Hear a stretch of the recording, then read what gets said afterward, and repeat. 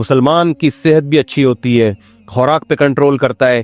کیوں؟ اس کے رب کا حکم ہے کہ یہ زندگی جو پروجیکٹ کے لیے تمہیں بھیجا ہے نا, اس پہ جب کمپنی بلائے گی تو آنا, خود سے بھاگ کے آئے نا. اگر وہ جو میں نے مثال دی تھی نا کمپنی کی, تو پھر پولیس اریسٹ کرے گی. ہمیں تو خودکشی کی اسی وجہ سے اجازت نہیں ہے کہ اللہ میاں نے جس کام کے لیے بھیجا اسی میں لگے رہو. خود سے پہلے قبر میں جانے کی کوشش مت کرو. خودکشی ایک جزوی ہوتی ہے, کلی خودکشی ہے. کھمبے سے لٹک گئے, فوراً مار دیا. اس پہ کتنی شدید وعید ہے.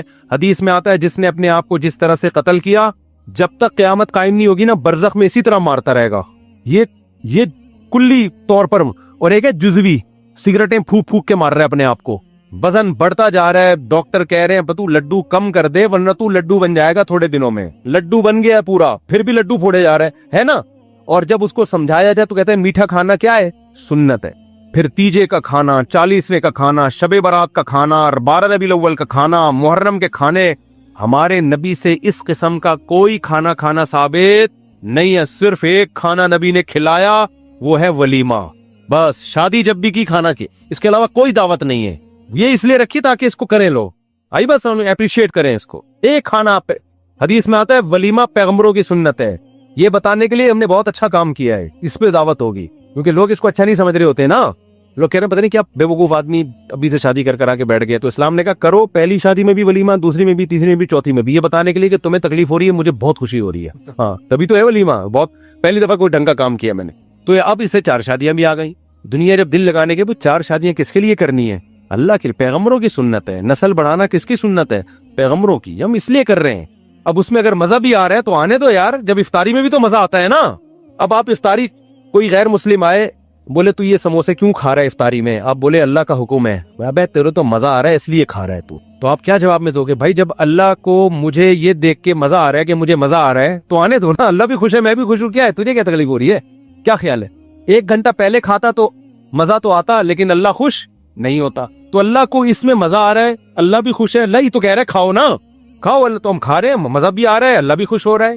تو اسی طرح شادیوں میں اللہ نے کہا مزہ بھی آئے گا اور اللہ بھی کیا ہوگا؟ خوش ہوگا. کیونکہ اس مزے سے یہ چاہتا ہے اللہ کی یہ مزہ تم کرو.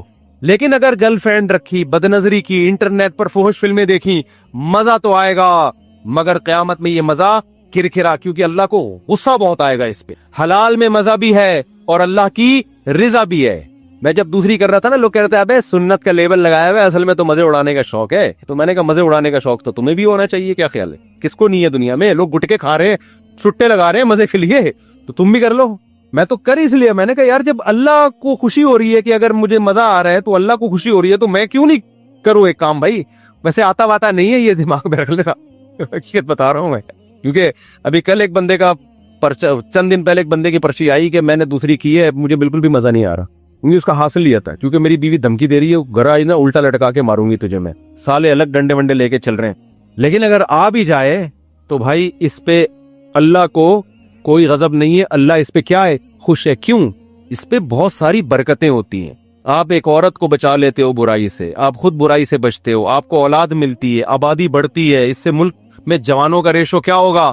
زیادہ. بوڑھوں کا ریشو جوانوں کے مقابلے میں کم. کھانے والے کم, کمانے والے زیادہ. تبھی تو یورپ چاہتا ہے 1 بچے پہ 20-20 لاکھ روپے انعام دے رہا ہے وہ, پاکستانی اعتبار سے, کہ پیدا کرو. ان کو پتا ہے کہ یار ہمارے پاس سب کچھ ہے, نسل ہی نہیں ہے, لہذا ہم ویسے ہی ختم ہو رہے ہیں. اور ہمارے پاس کچھ بھی نہیں ہے, ایک نسل ہی ہے. اگر یہ بھی ختم کر دی نا تو نہ نسل ہوگی نہ ٹیکنالوجی ہوگی, ایویں ہی ختم ہو جائیں گے ہم. ٹھیک ہے نا. تو دونوں چیزیں ساتھ ساتھ چلاؤ, بچوں بھی پیدا کرو, پڑھاؤ بھی, تربیت بھی کرو ان کی. تو خیر اس لیے بھائی شادیاں بھی ہیں اسلام میں, اور اسلام تو جلدی شادی کا حکم دیتا ہے. عورتوں کے گھر بستے ہیں اس سے.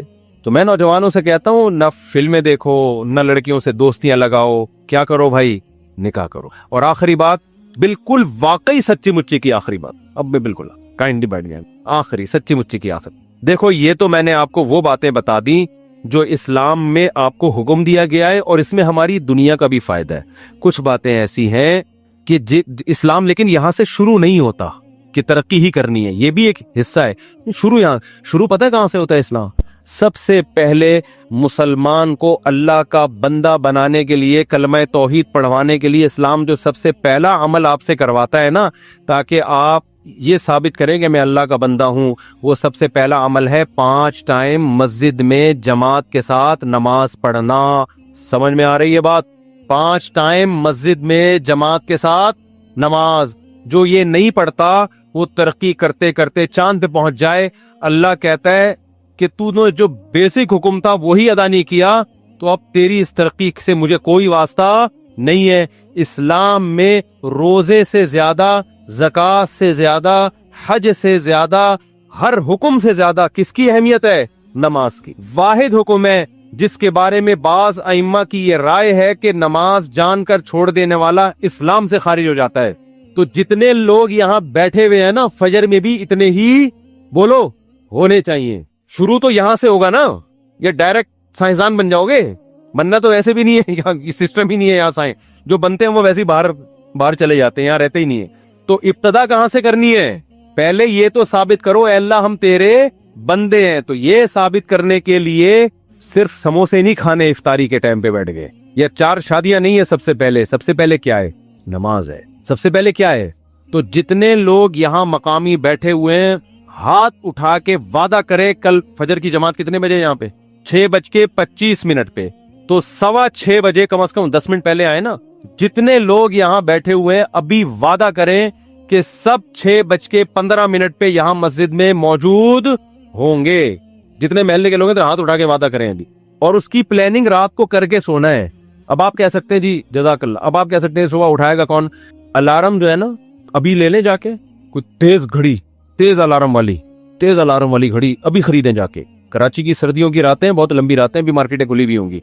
तेज अलार्म वाली घड़ी रखें, सोएं और दूर अलमारी के ऊपर रख दें। करीब रख के सोएंगे ना तो दबा के दोबारा सो जाएंगे। हाँ, तेज अलार्म वाली घड़ी दूर रखें, इतनी जोर से बजे कि आपको टेंशन होना शुरू हो जाए, यार इसको उठ के जाके बंद करना पड़ेगा वरना महल्ले वाले आ जाएंगे। ऐसी घड़ी हो, दूर रखें उसको। होता ये कि जब आदमी गहरी नींद में होता है फिर कहता है यार बयान तो मुफ्ती साहब ने किया था, फजर की अहमियत भी बहुत बयान की थी, अल्लाह की बंदगी के लिए हम दुनिया में आए हैं, कंपनी ने प्रोजेक्ट दिया था, ये दिया था, वो बड़े जबरदस्त, वो घोड़े से दौड़ना चाहिए, ये करना चाहिए, समोसे भी खाने चाहिए, सब चीजें अटरम पटरम ना आ रही होंगी, अमल जीरो होगा। तो शुरू कहाँ से करना है भाई? नमाज से। फिर जब गहरी नींद होगी आदमी कहेगा कल से इंशाअल्लाह मैं फजर की नमाज शुरू करूंगा, और वो कल क़यामत तक नहीं आएगी। गहरी नींद में यही आ रहा होता है। तो आपने क्या करना है? दूर रखना है। उससे जब आप उठ के जाएंगे ना उसको बंद करने के लिए तो आधी नींद आपकी गायब हो चुकी होगी। उसके बाद आपने क्या करना है? शैतान कहेगा अबे मस्जिद के तू पूरा ही एक दिन से ही मौलवी बन जाएगा क्या? तू इतना नेक बन जाएगा? अभी आहिस्ता आहिस्ता यार, अभी तो हम ईशा से शुरू करेंगे। तो आपने शैतान को क्या कहना है? ये मैं बिल्कुल सही नुस्खा बता रहा हूँ आपको। ने शैतान को कहना है मैं सिर्फ वॉशरूम से फारिग होके आ रहा हूँ, नमाज पढ़ने मस्जिद में नहीं जाऊंगा। जब वॉशरूम से फारिग हो जाएंगे आप, थोड़ी नींद और ज्यादा गायब हो जाएगी। फिर शैतान कहेगा अब सो जा। आप कहेंगे ठहरो रुको जरा। फिर आपने क्या करना है? आपने शैतान से कहना है सिर्फ मैं वुजू कर लूं फिर मैं सो जाऊं। ये हदीस का मफहूम पेश कर रहा हूं मैं। शैतान 3 गिरें लगाता है। जब इंसान उठता है एक गिरा खुलती है। तो हदीस में आता है जैसे जैसे अमल करता चला जाएगा ना गिरा, यहां तक कि जब वुजू कर लेगा ना तो आपने फरमाया 3 गिरे, अब शैतान का जोर नहीं चलेगा। अब आदमी कहेगा यार इतनी कुर्बानी दे के वुजू कर लिया है, अब जाओ फजर की नमाज। और खुदा की कसम फजर पढ़ेंगे, मजा ना आए पैसे वापस। जितना लुत्फ अल्लाह ने फजर की जमात में रखा है ना, इतना किसी नमाज में नहीं रखा। आप कहेंगे आज तो हटो बच्चों हो गया यार, समोसे में वो मजा नहीं आया जो फजर पढ़ने में आया। इतना कितने अच्छे काम से इब्तिदा होती है यार दिन की। गैर मुस्लिम इस नेमत से महरूम है। वो सुबह उठते ही ऐसी ऑफिस चले जाते हैं, बस अपनी पैंट पहनी और चले गए ऑफिस। हमारा अल्लाह ने कितना प्यारा निजाम रखा। वुजू का अपना मजा है, ऐसे वुजू करता है, दांत साफ करता है, चेहरा धोता है, मसा करता है, पाँव धोता है, उसके बाद मस्जिद में आता है। कैसा सुकून का माहौल। सुबह सुबह लड़े भी नहीं रहे होते लोग, बातें भी नहीं कर रहे होते, सब तमीज से बैठे हुए होते, नींद हुई भी होती है ना सबकी, ऐसा ना कोई गिबत हो रही होती है, सब आराम से। इमाम को पीछे मुड़ मुड़ के भी नहीं देख रहे होते कब आ रहा है कि नहीं आ रहा। जोहर में आधा मिनट इमाम लेट हो जाए ना, सब मुड़ मुड़ के टेंशन होती है। फजर में मैंने देखा थोड़ा लेट भी हो जाओ ना, लोग आराम से बैठे हो, सुकून में होते हैं ना, नींद पूरी होगी, डिप्रेशन नहीं होती। जोहर में देखेंगे पता नहीं इधर रह गया क्या हो गया, फिर उधर से बातें अभी कहाँ रह गए इमाम, तो टेंशन होती है।